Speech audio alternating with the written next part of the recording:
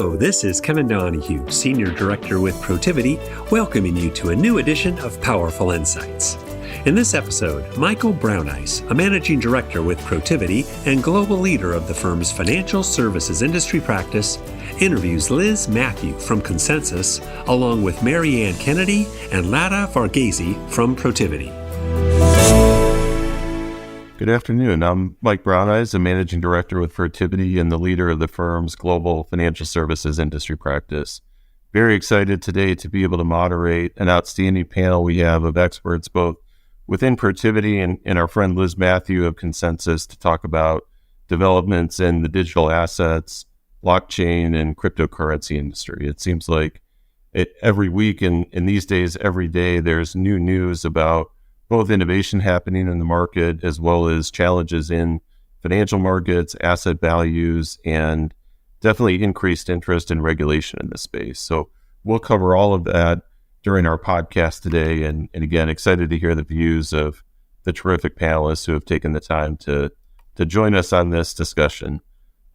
So with that said, the past year, we've seen a lot of discussion is one company and especially one crypto exchange after another has declared bankruptcy or gone through issues of fraud, security breaches, etc. A lot of headlines and clickbait about the death of crypto. And I think it's interesting when you really analyze what's happening, the bulk of the damage so far has been has impacted a fairly narrow slice of the industry. So I think a few questions related to that, and maybe Lata, I'll start with you. If you look at what's happened within the crypto exchange market specifically, what do you think are some of the key steps for the remaining participants in that industry to reassure the public and rebuild market confidence that there is a sustainable business model to be found there? Sure. Thanks, Mike. So I think, just what's happened, the industry should expect much tighter regulations and rules. And if you're an intermediary enabling the trading of crypto assets or safekeeping customer assets, they should expect to comply with all of the rules that would apply if you were managing assets on any other asset. Just because you're trading in crypto assets doesn't mean the same rules and regulations that are applicable in current financial industry don't apply to you.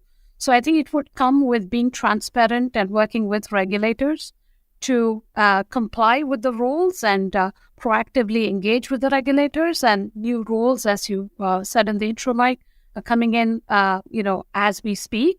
And just the openness to sort of comply with those rules and work proactively and engage with regulators, I would say. Okay, great. Thanks, Lata. And it's also interesting to see a lot of what's happening, a lot of the challenges these firms are facing aren't so much, it seems like, caused by any features that are unique to cryptocurrency or to the blockchain. They're basic issues of capital, liquidity standards, information security, and data protection. So it seems like one path forward to sustainability is relearning some of those basics that we've seen, whether driven by regulation or not, just good risk management practices for any financial institution that are in those kinds of businesses. So then maybe on a more positive or forward-looking light, again, there's been a lot of news in the past year. A lot of the news has been negative. But Liz, I'll maybe turn to you for perspective on, do you see real innovation happening and use cases starting to gain traction that are maybe being drowned out or not getting the positive attention they should, given everything else that's happened over the past year? Yeah, thanks, Mike. So we at ConsenSys tend to focus on building the tech. We're not an exchange or a crypto bank or a custodian. And so we tend to spend all of our time thinking about how might we build on the technology and really focused on the infrastructure layer as well as the gateway for users to access Web3. Most of what I see in terms of noise that's affected the industry is in some way in our world, not crypto at all. And if we had to make somewhat of a poor analogy, traditional markets, I liken the centralized exchange, the centralized custodians, the platforms segment of the ecosystem to be like structured products that might have been linked to underlying that might have been crypto by definition, whereas the sort of true Web3 to be likened to spot markets. So, you might have some systemic risk that has built up in the structured product market that may have knocked out certain structured notes that were linked to, I'm making this up, $BRL, right? And that might create a lot of sort of volatility in the market for structured bond holders of bonds that were linked to $BRL. Does that impact $BRL underlying? Maybe, if the proportion of BRL holders tend to have gotten access through the structured bond market. But in most asset classes, the structured product market is a small subset of the otherwise underlying sort of risk profile. And we've seen this very much play out in the last 12 months, where you've had actors that are somewhat new in the industry when you think about in the context of other sort of exchanges or fiduciary agents acting in the capacity as custodians or exchanges. So you've had these entities that, may or may not have leaned into getting the necessary licenses and having the necessary disclosures. But I think it's important to make the distinction that was the equivalent to a structured product that was linked to the underlying. Whereas there are several companies that are focused on the underlying. And it's somewhat of a weak analogy because really it's technology. It's not an underlying asset at all. And so we stay very much committed to making sure that the technology is accessible both for developers and users, be individual or institutional, that want to have access to Web3. I would say it's still very early days. I don't believe the use cases are emerging, but that's where sort of the forward-thinking organizations in all sectors that are taking a closer look at this and are experimenting with the technology, doing the POCs, learning from that, and then figuring out how that technology might fit within their business models or use cases or communities is so vital right now. And we see that not having skipped a beat at all in what's happening. No, it's a great point. And I go back, I'll probably date myself here, but you go back to the dot-com boom and bust of the late 90s and early 2000s, that in some ways it took the hype cycle ending and a lot of the less viable business models getting wiped out to really see a healthier foundation for growth in the industry emerge. And still early days to your point, but hopefully that's the chain of or the stage of maturity that we're now entering into in this area as well. So Lata, maybe one question back to you on this topic of what comes next after the great washout. We've talked a lot about cryptocurrencies, digital assets, but maybe shifting gears a little bit to blockchain and distributed ledger technology. It is elements of infrastructure. We've also seen some higher profile projects or experiments in those areas be deprioritized or scaled back a bit recently. So curious to your thoughts as to where we go from here on the blockchain front.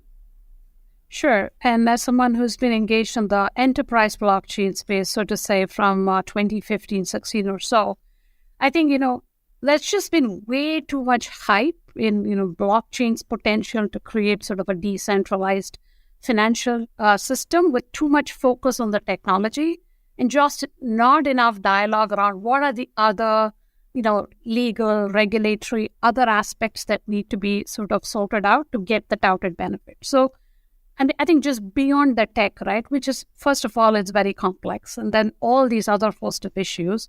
And that's just taking a new paradigm of technology, which is primarily decentralized, and applying it to enterprise use cases and getting, the same use cases sort of worked out between multiple participants who have to work through all of the different challenges to get these things scaled is just too disruptive, too transformational to take a new paradigm of technology and apply it to an existing sort of use case, which may be working inefficiently, but enterprises can't just invest in technology and scale just because it's a little better way of doing things. And then more fundamentally, I think there was just too much hype, and analysts were sort of very quick to project, that all the cost saves that would happen, all the legacy institutions, the death of intermediaries. I think that the technology got way ahead of the other things that need to sort of come.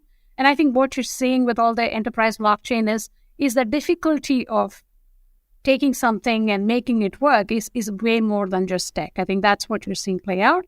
And I think similarly, if I have to draw with Web3 and the threat narrative in the earlier case was around, before the infrastructure is ready, the threat narrative that all intermediaries will be dead. And now it's like Web3 and decentralization, and that is dominating the dialogue about how it'll be a completely new internet without paying attention to, okay, what ultimately businesses will have to be built on top of this infrastructure when it's ready, and what are all the different aspects that businesses need to be able to interact and safely provide new products and services that people care about. Because at the end of the day, nobody cares about, decentralization or any of these as much as they care about better quality products and service. At least I want to say for a vast majority of users.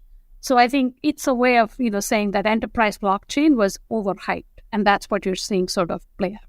Well, I think it's a really critical point, too, that in a lot of cases, the technology itself is not the limiting factor, right? And you look at a simple example conceptually like property recording, and, why are we still walking into county recorders' offices and pulling paper every time there's a real estate or a mortgage transaction? So the technology would very quickly be there to replace that entire architecture or infrastructure, but the intermediaries have vested interests as well, right? And thinking about getting every city, every county, every state in the country, even just within the U.S., to pivot to a brand new model like that, that's a very specific barrier, and I think a much bigger barrier than the technology being there. And there's probably thousands of other examples like that where those solutions are still waiting to be found beyond just the tech itself. Okay. So shifting gears a little bit, we've all talked about the wave of regulation that's likely coming given everything that's happened in the past year or so. So Maryann, a question for you. Over the past 5 years, we've seen around the world, but I think specifically within the U.S., a number of state and federal regulators, maybe I'd say dip a toe in the water of innovation in this area, offering special or limited purpose charters to digital asset providers and other fintechs. Given everything that's happened, though, in a few of, now even regulated banks that have been more prominent in this space, now facing safety and soundness concerns, what do you think that means in, the next 6 to 12 months, at least, for regulators' appetite to continue experimenting or supporting flexible charters in this area? Well, I think, Mike, you're absolutely right. If we go back to several years, and I go back to 2016 as having been part of the OCC, there were both federal and states that were interested in chartering, in some instances invited it for fintechs. Again, back in 16, we weren't talking crypto, but there was a lot of conversation about, in fact, applications were encouraged. The CFPB even had their own sandbox capabilities, where firms were invited in to try things out without reprisal, without, for any regulated financial institution, violations were not being cited. For myself and at the OCC, we really started our journey in March of 2016. And the reason I bring this up is I'd like to just kind of draw some parallels to what Lata was talking about, those fundamentals. So I think we all know that the OCC did a white paper on responsible innovation in March. Right after that, we invited the industry in to have some forums to discuss, well, how do we make this work? Why does this work? What are the primary principles that we as regulators need to abide by? And what is the symbiotic relationship that a fintech can have with a bank or as a separate bank charter? The OCC laid out that framework. They laid out principles. And interestingly, the cornerstone of these principles, there's like 7 or 8 of them, but I'll say the 2 most fundamental had to do with encouraging responsible innovation that provides fair access to financial services and fair treatment of consumers. Check. The next one, further safety and soundness operations through effective risk management. And again, we didn't define that. We're just saying effective risk management. And the purpose of those two things was to be able to have a level playing field with other chartered institutions, particularly national charters. After the messaging went out to the industry, as I say, we had a lot of meetings, a lot of forums, a lot of discussions. Everyone was on board, enthusiasm across the board in terms of what we could charter. But even though a lot of these firms listened, heard, read, and acknowledged, they really still didn't allow it to absorb. So I was involved with a lot of conversations with, again, not so much crypto at the time, but fintechs that were coming in and saying, we'd like to have some exploratory conversations about applying for the charter. And the conversations basically went like this. We laid out basic risk management, capital requirements, particularly risk-based capital, governance, more capital planning and what the planning looked like, consumer compliance and fair access, and the list went on. And after we got done, it was like, really, that's what's needed? Well, we don't think we're going to be able to deal with that. So while the OCC did have some charter approvals, there weren't as many as those exploratory meetings that we had in those days. So where are we now? So that fundamental framework that we laid out in that white paper hasn't changed. And I just really think it's going to be more difficult. There may be some out there that have really, been able to get to a place where they can effectively have a charter, but it's still unknown territory. We really don't have a lot of rules right now to regulate against. Congress has said that's one of their big priorities, is to be able to put something out more formally around crypto. But again, regardless of the industry or how you want to approach it, the fundamental principles have to be there. And I'll have to tell you, I'm going to date myself, Mike.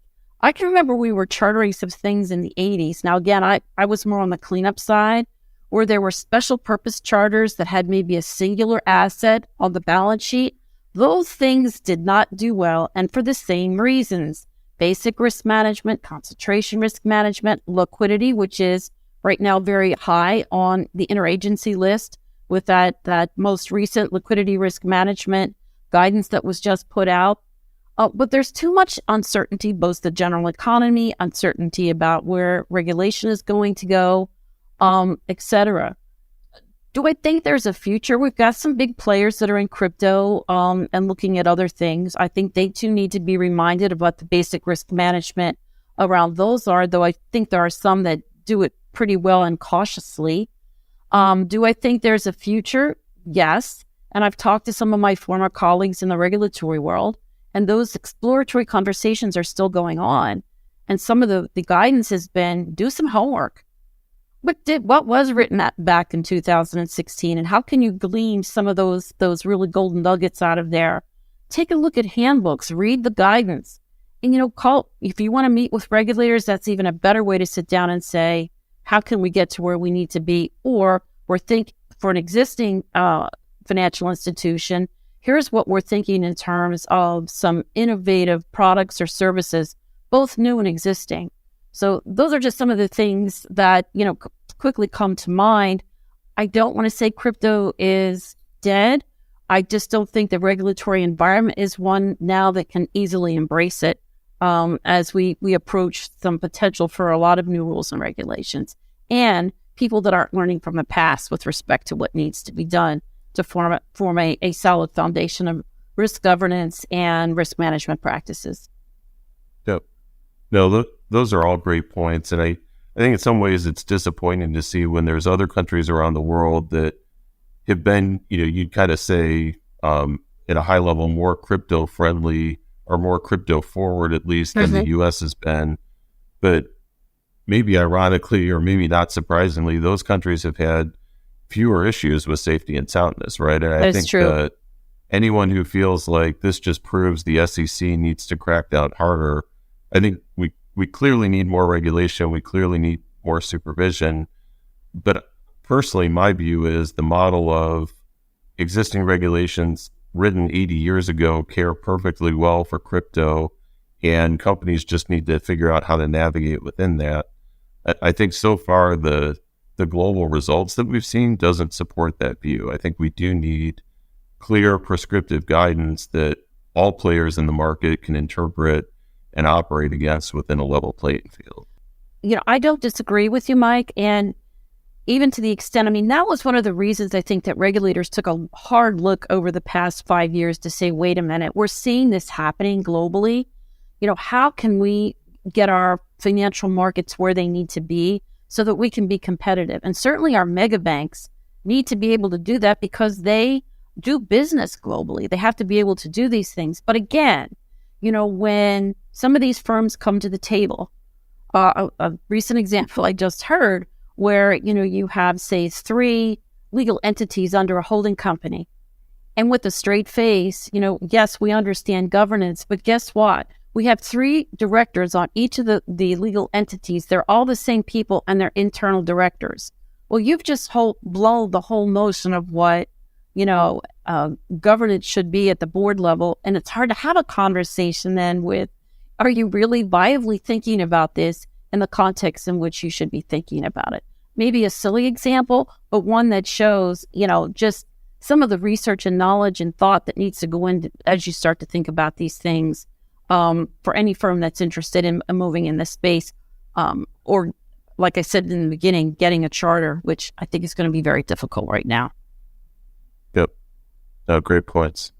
And Mike, if I could chime in there, right? There are some forward not crypto, but infrastructure, seeing the potential of sort of DeFi or public good infrastructure. There have some pretty heavily regulated financial intermediaries that have actually done the work to conduct compliant institutional grade cross-border transactions using, public blockchains and DeFi protocols, etc. And, obviously the legal and regulatory uncertainties need to be figured out. But if you, to your point in your earlier comment, if you take rules that were written for a different paradigm of infrastructure and just apply it to this new infrastructure, it doesn't apply. So yes, regulation for a same activity, same risk, same regulation, but new sorts of rules depending on the type of nature of the infrastructure also requires that regulators are a little more informed about infrastructure and technology and be working, rather than just like slapping on the same rules, which may or may not be required in the context of digital assets, which are written to ledgers, which are not centrally maintained and subject to tampering and so forth and so on. So there's a nuance there too. Yeah, absolutely. Thanks, Lata. Last question, and maybe Liz, this would be a good one for you to address. There's been this great debate around born digital, crypto native startups versus TradFi or legacy financial institutions. And I think a lot of reasons why a number of traditional institutions have been either maybe hesitant to get into this space or felt like the playing field wasn't level with the kind of regulation that they've already been subject to. So looking forward to a world where everyone's more regulated and more capital will be required, et cetera, I actually think this could open up a bigger opportunity for TradFi firms to compete more effectively. So just interested in your thoughts with the infrastructure and technology work that ConsenSys is doing. Are you seeing more interest or more investments being made in this area among traditional institutions, or do you still think it's going to be more of the next generation of matured born crypto firms that take us to the next stage? Yeah, I would hope it's both, right? But certainly, we strongly believe in the ethos of leveling the playing field in the sense that the new entrant into the market has the same tools that enable their ability to compete for resources and liquidity against the incumbents. So keep in mind, I would actually think of it almost the other way around. Like part of what this technology is trying to do is, in fact, re-examine the cost of regulatory compliance across various different industries, because the cost of compliance has, in a way, made the barrier to entry a lot higher. be it healthcare, be it, manufacturing, be it banking or capital markets. And so we're really talking about, can we now be more efficient with the use of technology, with distributed ledger technology, so that we don't need to trust, right? We can build systems that can be verified without blind trust. And so we hope that what we build is actually leveling the playing field so that the new entrant can sort of come in and offer their goods and services in the way that an incumbent traditionally enjoys. That being said, I will say, 3 years ago, if I had to take a specific example, we didn't have tools out there to be able to readily even view your risk across different blockchains, your exposure across different trade strategies, for example. Even for the early adopter venture capital fund or hedge fund, prop money that can arguably move the quickest. We still had them using their own spreadsheets. There just weren't any tools out there that gave them a standardized way to think about real-time monitoring and reporting. That's changed now. So one of our earliest products within ConsenSys is MetaMask Institutional, which enables the ability to be able to, at a very basic level, have access, but then also in hand, think about access in a regulatory compliant way, thinking about being able to adhere to the governance policies that you need, the definition of roles and responsibilities within the team, and to have a real-time monitoring capability. And so much has changed. The counterparts that we speak to that would potentially use the tool have graduated from bringing, the single portfolio manager to being multi-pronged in terms of thinking about how would the custodian or the fund admin or the auditor access this information? How would the operations team think about this? It's not just one trader with a spreadsheet trying to do something on his own or her own.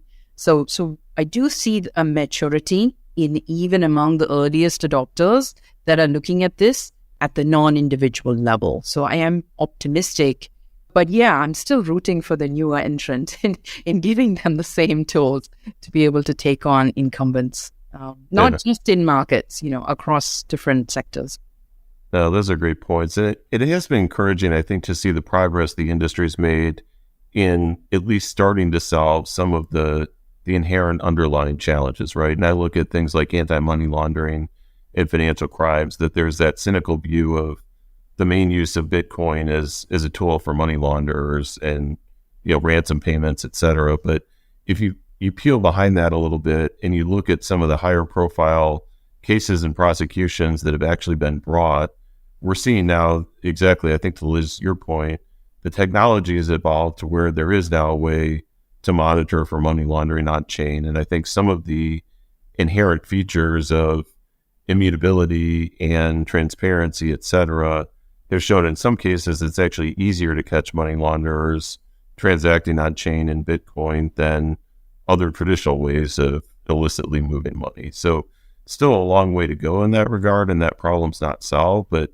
that's a great example, I think, to wrap us up where we started this discussion of a lot of news in the past year, a lot of that news negative, but I think maybe unfairly is masking some of the real progress that the industry's made and some of the sustainable value that we're starting to see emerge from that. So before I wrap up, I'll just ask the panel, any final closing thoughts or other topics that you'd like to address in a bit more detail? Well, I was just going to say, Mike, even though my comments might have seemed negative, I really do hope, and I think that we'll get to a place where we can have some new entrants. Our regulated financial institutions can compete along with the rest of the world.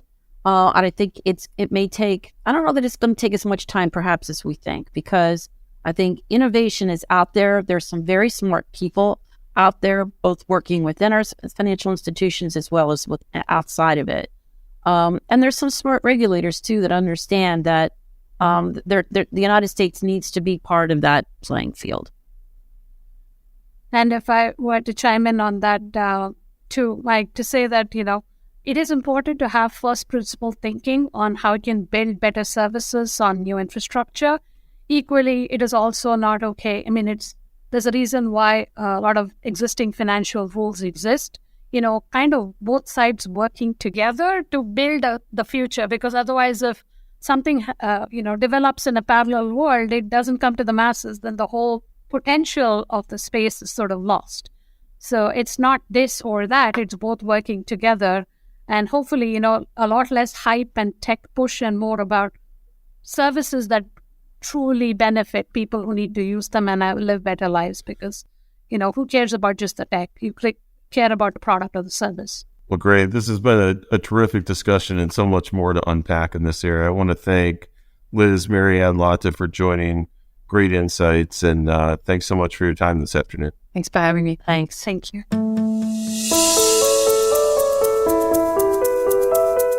Thank you for listening today.